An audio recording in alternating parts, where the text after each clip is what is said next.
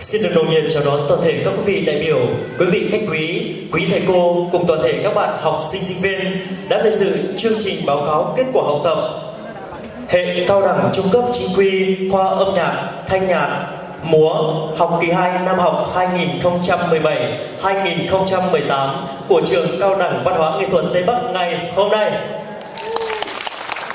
Và ngay sau đây, chương trình báo cáo kết quả học tập xin phép được bắt đầu. Mở đầu là màn hòa tấu nhạc nhẹ Rock Canon, biên soạn thầy giáo Nguyễn Văn Hạnh, biểu diễn các bạn lớp nhạc diễn viên 3B. Xin mời toàn thể các quý vị chúng ta cùng thưởng thức.